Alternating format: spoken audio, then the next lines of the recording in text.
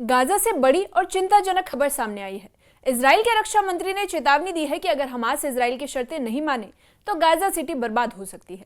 इसका मतलब है कि इजराइल वहां बड़ा हमला करने की तैयारी में है। इजराइल चाहता है कि सभी बंदियों को रिहा किया जाए और हमास पूरी तरह से हथियार छोड़ दे। वहीं हमास ने कह दिया है कि वो सिर्फ तब बंदियों को रिहा करेगा जब उन्हें एक स्वतंत्र फिलिस्तीनी राज्य मिलेगा और हथियार छोड़ना उसके लिए मुमकिन नहीं है। इसी बीच गाजा में भूखमरी और हिंसा की स्थिति गंभीर होती जा रही है। लाखों लोग मदद के बिना जूझ रहे हैं। संयुक्त राष्ट्र ने भी चेतावनी दे दी है कि अगर संघर्ष और जारी रहा तो स्थिति और खराब हो सकती है। आइए इस पूरे मामले को आसान भाषा में समझते हैं। न्यूज़ 18 के सोशल मीडिया प्लेटफॉर्म पर आपका स्वागत है। मैं आपके साथ साइमा परवीन। इजराइल के रक्षा मंत्री ने चेतावनी दे दी है कि गाजा सिटी तबाह हो सकती है अगर हमास उनकी शर्तें नहीं मानता है। उन्होंने कह दिया है कि बड़े हमले की तैयारी चल रही है और ये वही शहर है जहां लाखों लोग रहते हैं और कई अस्पताल, स्कूल और बुनियादी ढांचा बर्बाद हो चुका है। मंत्री ने सोशल मीडिया पर लिखा है कि नरक के दरवाजे जल्द खुलेंगे अगर हमास नहीं माना तो। इसका मतलब है कि इजराइल की ओर से बड़े पैमाने पर हमला हो सकता है।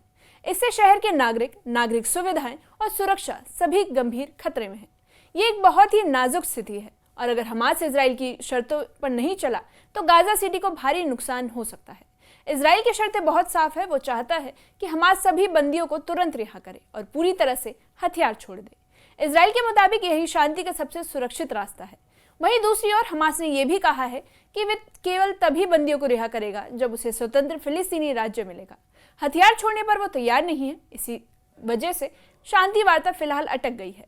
इजराइल का कहना है कि बिना हमास की पूरी भागीदारी से कोई स्थायी समाधान नहीं निकलेगा। वहीं हमास का ये रुख दर्शाता है कि वो अपनी रणनीति बनाए रखना चाहता है और दबाव में आकर हथियार नहीं छोड़ना चाहता।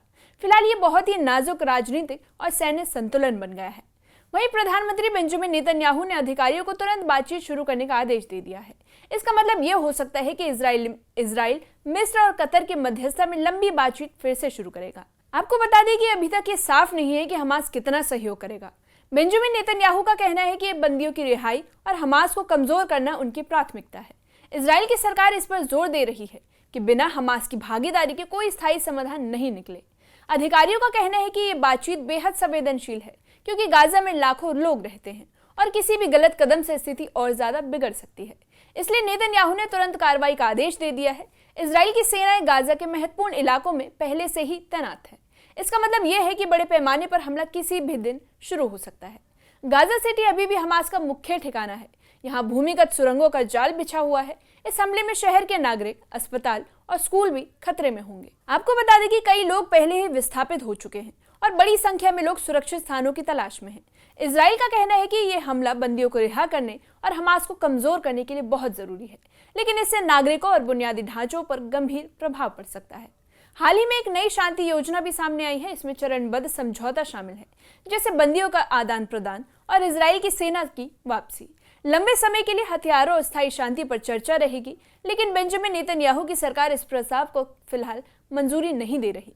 इजराइल का मानना है कि ये योजना तभी काम करेगी जब हमास पूरी तरह से शर्तों को मानेगा। वार्ता का मकसद है दोनों पक्ष सुरक्षित रूप से समझौते तक पहुंचे और नागरिकों को राहत मिले। फिलहाल ये प्रस्ताव महज विचाराधीन है और इसके कार्यान्वयन की तारीख अभी तय नहीं हुई है। गाजा में अब भी लगभग 50 लोग बंदी हैं, जिनमें से सिर्फ 20 लोग जिंदा माने जाते हैं। फिलहाल 22 महीनों में कुछ बंदियों को रिहा किया गया है और कुछ की मौत हो गई है। नेतन्याहू का कहना है कि गाजा पर हमला करना सबसे तेज तरीका है बंदियों को सुरक्षित निकालने का।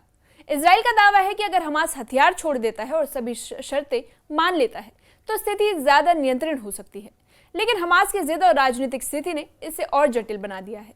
बंदियों की सुरक्षा और उनकी संख्या इस संघर्ष की दिशा तय करने में सबसे अहम भूमिका मानी जा रही है। संयुक्त राष्ट्र की रिपोर्ट के अनुसार गाजा सिटी में लगभग 5 लाख लोग गंभीर भूखमरी का सामना कर रहे हैं। अगर संघर्ष और जारी रहा तो स्थिति और खराब हो सकती है। बच्चों और कमजोर लोगों की स्थिति सबसे ज्यादा खतरनाक है। आपको बता दें कि बहुत से लोग खाने, पानी और दवाइयों के बिना जी रहे हैं। मानवीय संकट बढ़ रहा है और राहत एजेंसियां चेतावनी दे रही है कि जल्द कार्रवाई अगर नहीं हुई तो लाखों लोग और ज्यादा प्रभावित होंगे। गाजा में हालात बेहद नाजुक बने हुए हैं और हर दिन स्थिति बिगड़ती जा रही है। इजराइल ने गाजा सिटी में कई एयर स्ट्राइक की है। शुक्रवार को भी शिफा हॉस्पिटल ने कहा कि कम से कम 17 लोग मारे गए हैं। कई स्कूल और शरण स्थल हमले से प्रभावित हुए हैं। स्थानीय लोग ज्यादा भयभीत हैं और कहीं जाने का विकल्प ही नहीं बचा।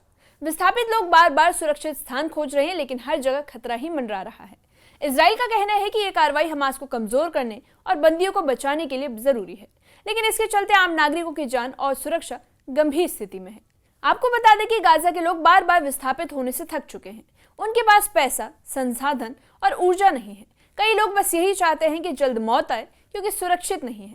कई परिवार शरण स्थलों और स्कूलों में ठहरे हुए हैं, लेकिन लगातार हमले और ध्वनि उन्हें चैन से नहीं जीने दे रही। इसी बीच स्थानीय लोगों का कहना है कि हर बार भागना और लौटना बेकार है, क्योंकि कोई सुरक्षित जगह नहीं बची। ये संघर्ष आम नागरिकों के लिए बेहद दर्दनाक और मानसिक रूप से थकाने वाला है। वहीं यमन के हूती समूह ने इजराइल पर मिसाइल फायर की है। मिसाइल टूट गई और किसी के हताहत होने की खबर नहीं है। वहीं हूती समूह का यह भी कहना है कि यह कार्रवाई गाजा में जनसंहार और भुखमरी के खिलाफ है। इस हमले ने इजराइल में चिंता बढ़ा दी है। हालांकि कोई गंभीर नुकसान नहीं हुआ है। ये घटना दिखाती है कि गाजा संकट अब क्षेत्रीय स्तर पर भी तनाव बढ़ा रहा है और इसके असर सीमाओं से बाहर फैल सकते हैं। गाजा स्वास्थ्य मंत्रालय के अनुसार अब तक करीब 62,000 लोग मारे जा चुके हैं। इसमें महिलाएं और बच्चों की संख्या बहुत ज्यादा है।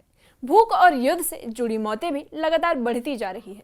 यह आंकड़ा बताता है कि गाजा में नागरिक जीवन कितनी गंभीर स्थिति में है। राहत एजेंसी और अंतर्राष्ट्रीय संगठन लगातार चेतावनी दे रहे हैं कि अगर संघर्ष जारी रहा तो और ज्यादा लोग प्रभावित हो सकेंगे। वहीं विशेषज्ञों का मानना है कि गाजा में मौतों का यह आंकड़ा सबसे विश्वसनीय है। इजराइल के अपने आंकड़े उपलब्ध नहीं है। ये दिखाता है कि युद्ध की भयावह स्थिति और मानवीय संकट गंभीर है। स्थानीय लोग और अंतर्राष्ट्रीय एजेंसियां लगातार स्थिति पर नजर बनाए हुए हैं। हर दिन की हिंसा और हमले स्थिति को और ज्यादा जटिल बना रहे हैं। युद्ध 7 अक्टूबर 2023 को शुरू हुआ था, जब हमास ने इजराइल पर हमला किया था और इस हमले में करीब 1200 लोग मारे गए। कई लोगों को बंदी बनाया गया। तब से अब तक शांति की कई कोशिशें की गई, लेकिन कोई स्थायी समाधान नहीं निकला है। दोनों पक्ष अपनी अपनी शर्तों पर अड़े हैं। ये इतिहास दिखाता है कि वर्तमान संकट किसी भी समय गंभीर युद्ध में बदल सकता है। अब स्थिति बहुत नाजुक है। गाजा में हमास, इजराइल और अंतर्राष्ट्रीय समुदाय की भूमिका तय करेंगी कि आने वाले समय में क्या होने वाला है। कोई भी बड़ा हमला या समझौता पूरे क्षेत्र की स्थिति बदल सकता है।